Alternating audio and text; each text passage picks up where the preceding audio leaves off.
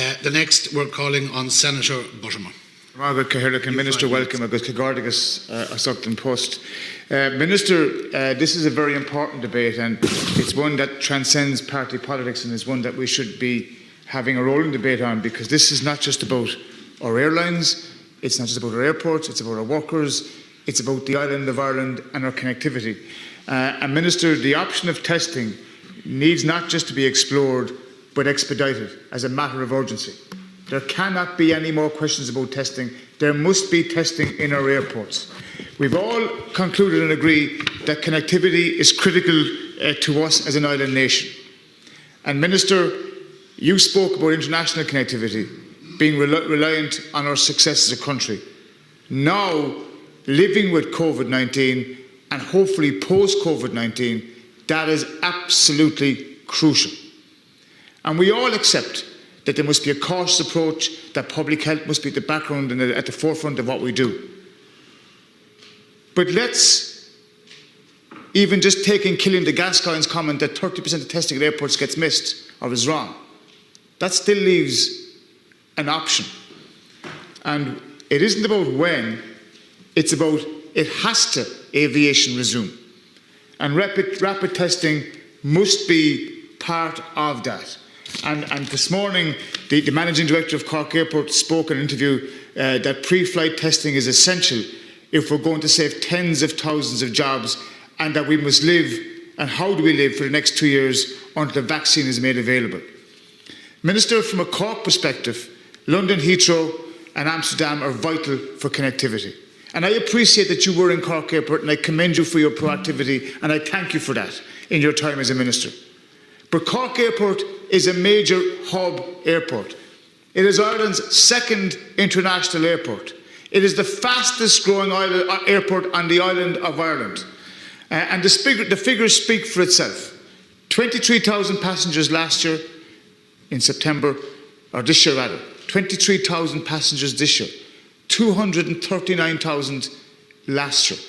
Suspension of 25 out of 46 routes operated in 2019, 25 this year. That paints its own picture. And I'll make the point, Cahirlock, that I made in this chamber before. I've been in Cork Airport at least 6 times since this pandemic began, to meet with workers, to meet with staff, to meet with management, to meet with people who work there in different services, ancillary services. And any of you who've used Cork Airport, my next sentence you'll understand fully. You can hear the wind whistling in the terminal building, upstairs in the departure. You can hear the wind whistling. And if you watched RTE News last night, or Monday night rather, with a report in Dublin Airport, no pun intended, but you could land a jumbo inside in the concourse that is the departures area of Dublin Airport. That is the magnitude of the scale of what we are facing as a country from our aviation sector. And I'm not flying a flag for the airlines. I'm flying a flag for our airports and the workers that people have spoken about here, who've opted in for voluntary redundancy scheme, who've changed their work practices and who are now on 80% time and pay cuts.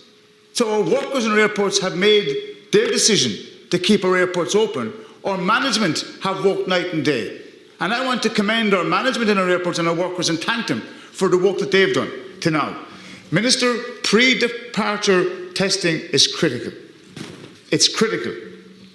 The economy and people can't stay cut off from the world for the next 2 years. They're not my words. They're the words of the manager, the chief executive of Cork Airport this morning. Minister, I made the point to you yesterday in the Seanad commencement matter. Cork Airport requires OpEx expenditure. It is the only airport in our country who's not getting state funding in terms of its operational matter. And I appreciate there are demands and there are challenges that you have to face and your department has to face and others. But I am unashamedly speaking for Cork today here. There is no point, Cahirlock, in Cork having a Taoiseach and 2 cabinet ministers if they can't deliver for Cork Airport as well. And I'm calling on the Taoiseach, the Minister for Public Enterprise Reform and the Minister for Foreign Affairs to deliver for Cork Airport. They have an obligation to support our airport and they must do so. Minister, I would appeal to you in the context of Cork And also in the context of our aviation sector. You have, as in your speech, spoke about us being an island nation and connectivity.